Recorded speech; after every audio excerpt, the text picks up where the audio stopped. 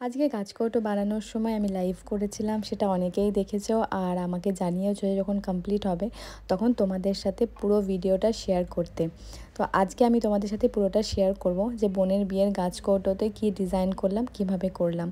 দেখো, অনেক দিন হলো যে কোনো আর্ট করিনি, মানে কোনো ফিগার মোটিভ আঁকিনি, সেই জন্য প্রথমে একটু খাতায় এঁকে নিচ্ছিলাম যে ব্রাইডের যে মুখটা হবে সেটা। যতটাই ফিগার মোটিভ করতে পারি সবটাই নিজের চেষ্টায়, কেউ হাতে ধরে কখনো আমাকে শেখায়নি। তো সেই জন্য ভাবলাম অনেকদিন প্র্যাকটিসও নাই, প্রথমে একটু এঁকে নিই, তারপর দেখলাম না ঠিকঠাকই হচ্ছে। তাই যারা অ্যাকচুয়ালি ড্রয়িং করে খুব ভালো তাদের সাথে তুলনা করতে যেও না। অতটা ভালো হয়তো পারিনি আমি ব্রাইডের ফেসটা করতে, তবে চেষ্টা করেছি, তোমরা দেখতে থাকো। রেডিমেড যে গাছকৌটোগুলো পাওয়া যায় তার মধ্যে কিন্তু একটা গ্লসি শাইনি ভাব থাকে, এর উপরে যদি ফেব্রিক দিয়ে করতে যাও তাহলে কিন্তু রঙটা কখনোই ধরবে না। তো এখানে একটা ওই কাগজ দিয়ে আমি পুরো ঘষে নিয়েছি, এটা হার্ডওয়্যারের দোকানে তোমরা পেয়ে যাবে, এটাকে সিরিজ কাগজ বা সামথিং কিছু একটা বলে। নিয়ে প্রথমে একটু কনফিউজ ছিলাম যে এটা ইয়েলোর উপরে করব নাকি হোয়াইটের উপরেও করব। তো ফার্স্টে না প্রথমে ইয়েলো কালার আমি করে ফেলেছিলাম, তারপরে দেখলাম যে না, বেসটা হোয়াইট করতে হবে। ফার্স্ট টাইম আমি এরকম গাছকৌটো কিন্তু করছি, আমি এর আগে কখনো করিনি, অনেক দেখেছি কিন্তু সেভাবে করা হয়নি। তো ফার্স্টে হোয়াইট কালারটা করে নিয়েছি, এরপর আবার এক কোট করতে হবে, তারপরে ডিসাইড করব যে এটা ইয়েলোর উপরে করব বেসটা নাকি রেডের উপরে। এখন আমি ডিসাইড করিনি যে কি ডিজাইন করব।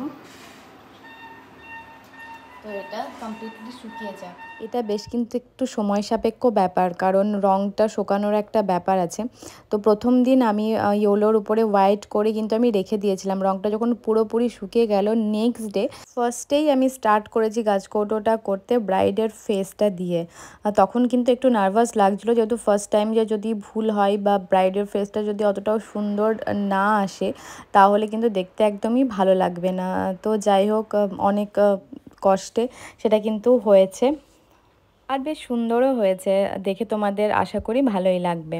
এই ব্যস্ততার মধ্যে শুধুমাত্র গাছকৌটোটাই আমি বানানোর সময় পেয়েছি, সময় বের করেছি। তাছাড়াও কুলো বা যে পিঁড়িগুলো হয় সেগুলো আমার একটা ভাই আছে, ও খুব সুন্দর ড্রয়িং করে, আমি তাকেই দায়িত্ব দিয়েছি, সে করবে।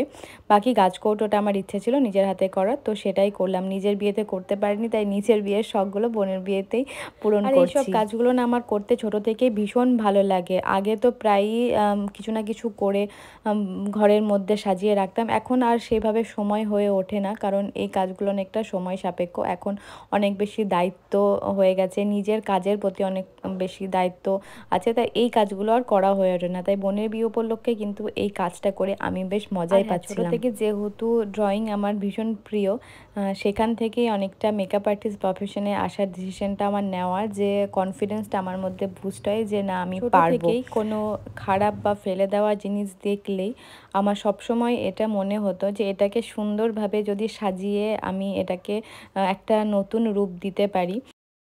আর একটা কথা, জানি না এগুলো যারা বানায় তারা আমার সাথে একমত হবে কি না, যখন এগুলো আমি স্টার্ট করি না, ধরো গাছকৌটোটা যখন বানাচ্ছি আমার রাত্রে ঠিকঠাক ঘুম হয় না, মানে আমি যদি পারি একদিনেই সেটা কমপ্লিট করতে পারি, মানে কতক্ষণে আমি সেটা শেষ করে তার ফাইনাল আমি যে রেজাল্টটা সেটা দেখতে চাই, মানে এতটাই আমি এক্সাইটেড থাকি এই কাজগুলো যখন করি। তাই গাছকৌটোটা বানানোর সময় আমি একদিনে পারিনি অতটা সময় দিতে, 2 দিন বা 3 দিনে করেছি, কিন্তু আমি প্রচুর এক্সাইটেড ছিলাম যে লাস্ট আউটপুটটা কীরকম আসবে। তো যারা এগুলো বানাও তাদেরও কি এরকম হয় যে তোমরা এত এক্সাইটেড থাকো? আর আমি গাছকৌটোর উপর যে ডিজাইনটা করেছি পার্টিকুলার কোনো একটা গাছকৌটো দেখে আমি করিনি, আমি ইনস্টাগ্রামে বিভিন্ন সোর্সেস দেখেছি, তার মধ্যে যে যে ডিজাইন বা প্যাটার্নগুলো আমার ভালো লেগেছে সেগুলো সবগুলো একসাথে একটা গাছকৌটোর মধ্যে আমি রেখেছি। নিজের এত কোনো আইডিয়া ছিল না যে কিভাবে করব, তাই যারা সুন্দর সুন্দর অনলাইনে গাছকৌটো ব্রাইডসদের জন্য বানায় তাদের পেজগুলো আমি ফলো করছিলাম কিছুদিন ধরেই।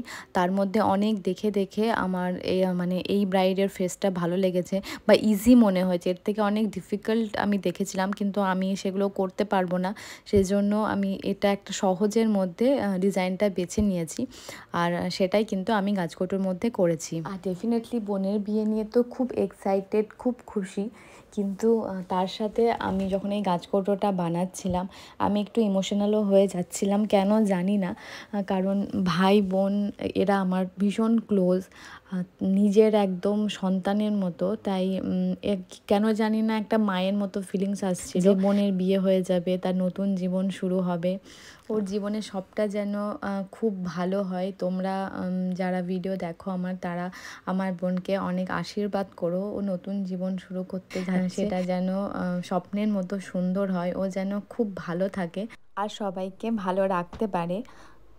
তো এই ছিল বোনের বিয়ের গাছকৌটোর ফুল ভিডিও প্রথম থেকে শেষ অবধি। কেমন লাগলো তোমাদের গাছকৌটোটা আমাকে কিন্তু জানিও।